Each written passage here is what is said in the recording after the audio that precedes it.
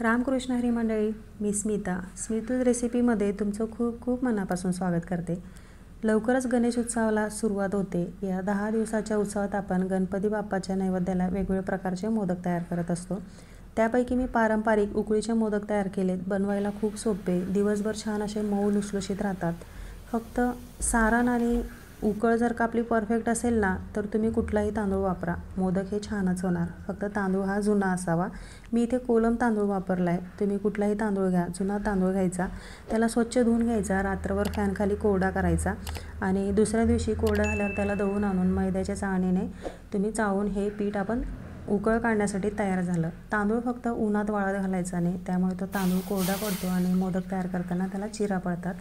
आता मी उकळ काढून घेतली। 1 वाटी पिठाची मी उकळ काढणार आहे। त्याच्यामध्ये मध्यम आकाराचे 20-21 मोदक सहज तयार होतात। आता मी समप्रमाणात पाणी घेतले, 1 वाटी पाणी घेतले, त्याच्यात अर्धा चमचा मी तूप टाकले, अगदी चिमूटभर मी मीठ टाकलेले। याला झाकून उकळी आणली। उकळी आल्यानंतर मी याच्यात तांदळाचं पीठ टाकलेलं आहे। आता गॅस मंद केलेला आहे। ह्या स्टेजला गॅस मंद करून छान मिक्स करून घेतले चमच्याने। अगदी घोटत बसायचं नाही आपल्याला, फक्त मिक्स करून घ्यायचं आहे ओबडधोबड आणि झाकून ठेवायचं आहे गॅस बंद करून। गॅस बंद करून 15 मिनिटासाठी छान झाकून ठेवायचं आहे पॅक। आता हे गरम असल्यामुळे छान वाफ बसते याला आणि मस्त हे पीठ शिजतं आपलं। आता हे पिठाला 15 मिनिटाची वाफ बसेपर्यंत मी आतलं सारण तयार करून घेतलेलं आहे। आता सारण तयार करताना मी थोडं जास्तीचं केलेलं आहे, कारण मी परत त्याचा मोदकासाठी वापर तयार करणार आहे। आता 2 नारळ मी किसून घेतले होते। 2 वाट्या मी घेतलेले, एकूण खोबरं किसून घेतलेले। त्याच्यासाठी मी 1 वाटी बारीक गूळ किसून घेतला। गूळ जर का पिवळा धमक असेल ना, तर सारण आपलं छान पिवळं येतं। माझ्याकडे थोडा लालसर गूळ होता। आता गूळ हा 2:1 जर वापरला ना, अगदी परफेक्ट गुळीचे हे सारण तयार होतं। याच्यामध्ये तुम्हाला आवडत असेल तर खसखस 1 चमचा भाजून टाकायचं आणि काजू बदामाचे तुकडे देखील ह्या स्टेजला टाकायचं। मी फक्त वेलची पावडर टाकते पाव चमचा। आता मोठा ते मध्यम गॅसवरती एकसारखा हात चालवत 3 ते 4 मिनिटातच हे सारण तयार झालं आहे माझं। एकसारखा हात चालवत आपल्याला गूळ वितळल्यानंतर जे ओलसरपणा येतो ना, तो कोरडा करायचा आपल्याला। जास्त कोरडं करायचं नाही हे मिश्रण, त्यामुळे पाकामुळे म्हणजे गुळामुळे हे घट्ट होतं। त्यामुळे फक्त गुळाचा ओलसरपणा आपल्याला कमी करायचा आहे। अगदी मिनिटभरातच छान वाफ बसल्यानंतर गूळ हा वितळतो आणि छान पाणी होतं त्याच्यामध्ये। तूप टाकायची गरज नाही पडत, कारण खोबऱ्याला मुळातच हा तेलकटपणा असतो, त्यामुळे छान चवीला देखील होतं आणि तुपकट देखील होतं। तुम्ही पाहू शकता 1-2-3 मिनिटात मस्त असं हे पाणी सुटून कोरडं व्हायला लागले। अगदी कोरडं फडफडीत नाही करायचं, नंतर खूप असं चिवट होतं हे, किंवा हाताने आपण उलटण्याला असं चेक करून बघायचं, असं जाळजाळ चिवट लागतं हे। तुम्ही पाहू शकता असं पाणी सुकलं यायचं। ह्या स्टेजपर्यंत आपल्याला गॅस बंद करायचा आहे। मी थोडं जास्तीचं सारण तयार केलेलं आहे। खरं तर 1 वाटीसाठी हे सारण जास्त झालं, 1 वाटी उकळीसाठी। अगदी परफेक्ट चवीचं परफेक्ट हे आपलं उकळ आणि सारण दोन्ही तयार झालेत। हाताला जाळ आणि चिवट लागतं हे देखील आपल्याला लक्षात येतं। आता गार करण्यासाठी ठेवलं आहे मी। आता हे गार होईपर्यंत उकळ छान मळून घ्यायची आहे। आता 15 मिनिटं झालेली, छान वाफ बसली याला, तुम्ही पाहू शकता। आता एका परातीत मी हे मळायला घेणार आहे। आता मळताना एक समप्रमाणात आपण पाणी घेतले पिठाच्या, त्यामुळे मळताना पाण्याची शक्यतो नाही गरज पडत, पण बऱ्यापैकी एखादा तांदूळाचा प्रकार असेल ना, त्याला थोडंफार 2-3 चमच्याचं पाणी हे लागू शकतं। अशा वेळेस कोमट पाणी आपण हाताला लावून हे पीठ मळायचं। असं मऊ लुसलुशीत असं हे पीठ असावं। भाकरीच्या पिठाप्रमाणे छान मळून घ्यायचं। जेवढं मळलं ना, तेवढं छान हे चिवट पीठ होतं आणि मस्त मोदक तयार करता येतात आपल्याला। अजिबात त्याचे चिरा पडत नाही। जेवढं मळलं असेल ना, तेवढं छान हे पीठ तयार होतं। अगदी गरज वाटली तर 2-3 चमचे तुम्ही कोमट पाणी हाताला लावू शकता। आता गोळा तोडून पाहिला मी, गोल करून पाहिला, चिरा पडत नाही ना हे बघायचं। जर चिरा पडला ना, म्हणजे पाण्याचं प्रमाण लागणार आहे हे लक्षात येतं आपल्याला। पारी करून बघायची, पारी करताना देखील कळेला चिरा पडल्या ना, तरी देखील पाण्याची गरज लागते हे लक्षात येतं आपल्याला। तुम्ही पाहू शकता अजिबात चीर पडलेली नाही आहे। छान असं मऊ लुसलुशीत हे पीठ तयार झालेलं आहे, म्हणजे अगदी परफेक्ट प्रमाणात आपली ही उकळ तयार झालेली। आता मी एका पातेल्यामध्ये ह्याला झाकून ठेवते, म्हणजे अगदी शेवटचा मोदक होईपर्यंत छान मऊ हे पीठ राहणार आहे। इकडे सारण देखील छान गार झालेलं आहे. आता मोदक तयार करताना हाताला मी तुपाचा हात लावून छान मोदक तयार करून घेतलेत. शक्यतो एकाच आकाराचे गोळे तयार केले ना तर छान एकसारखे मोदक तयार होतात. मध्यम आकाराचे 20-21 मोदक सहज तयार होतात याच्यात. मी याच्यात बाकीचे साच्याने तयार केलेले आहेत आणि बाकीचे हाताने तयार केलेले आहेत मी. आता छान गोळी तयार केली, मळून घेतली तिला हातानेच आणि मस्त तुपाचा हात लावून, तुम्ही हवं तर पाण्याचा हात लावून करू शकता. छान गोल पारी करायची अंगठ्याच्या साहाय्याने. बोटं आणि अंगठ्याच्या साहाय्याने छान पारी होते त्याची. जर पारी करताना चिरा पडत असतील ना तर थोडं कोमट पाण्याचा हात लावून पीठ परत मळून घ्यायचं. तुम्ही पाहू शकता पारी झाल्यानंतर देखील अजिबात चिरा गेल्या नाहीत, म्हणजे अगदी परफेक्ट प्रमाण आपलं उकळ तयार झालेली आहे. जाळ बारीक चेक करून घ्यायची, कुठे पातळ असेल आणि जाळ असेल ना तरी देखील मोदक तयार करताना चिरा पडतात. म्हणून एकसारखी ही आपली पारी तयार असावी, म्हणजे एकसारखा मोदक तयार होतो.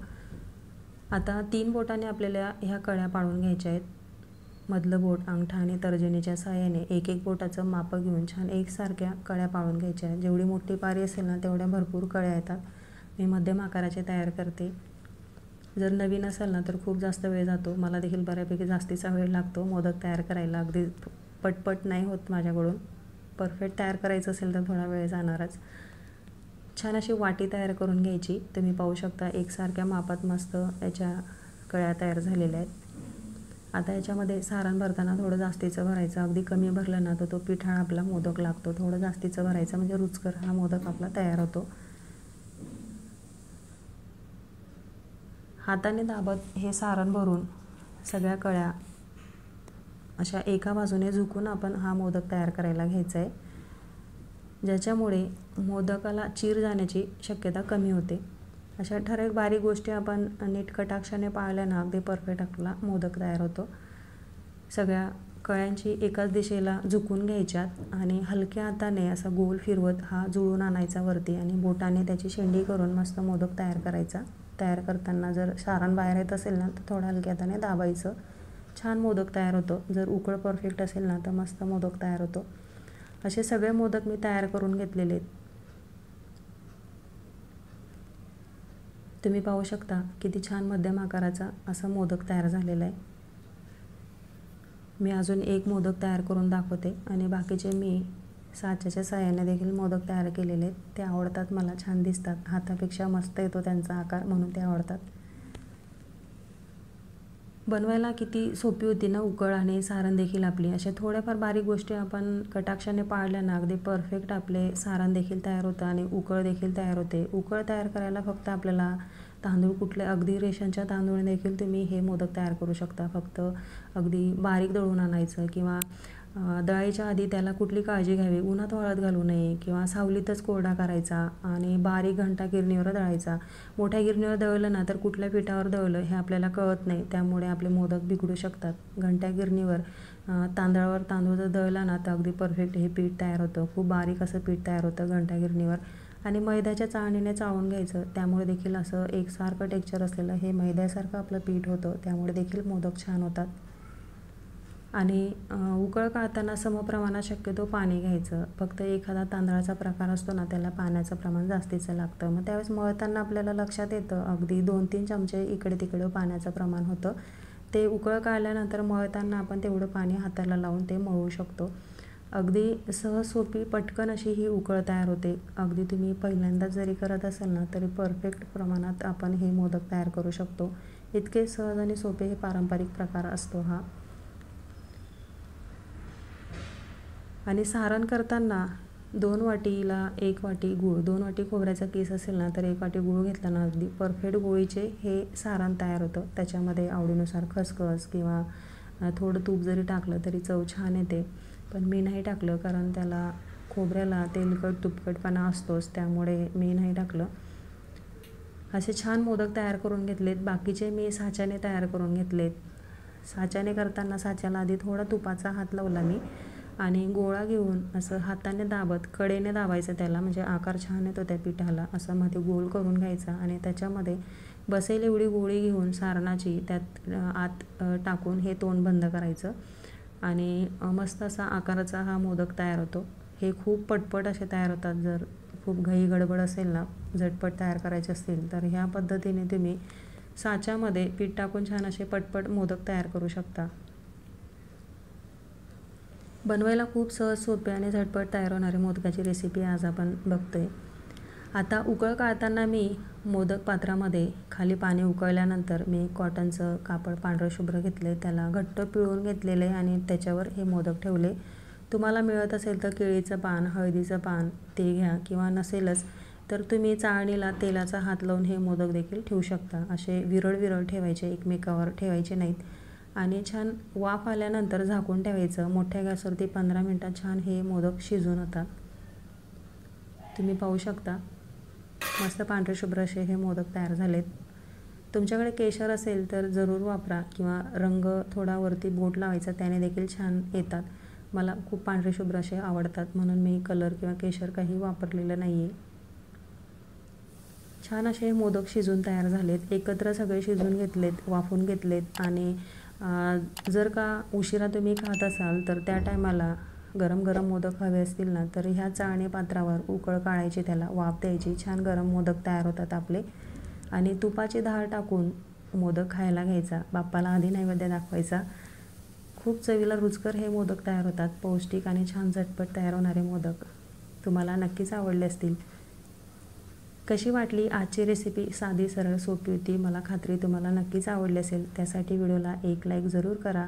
व्हिडिओ जरा देखील आवडला तरी लाईक, शेअर, सबस्क्राईब नक्की करा. चला तर मग अशाच मस्त आणि रुचकर झटपट रेसिपी पाहण्यासाठी स्मितूज रेसिपीला जरूर सबस्क्राईब करा. चला तर मग पुन्हा भेटूया. तोपर्यंत धन्यवाद.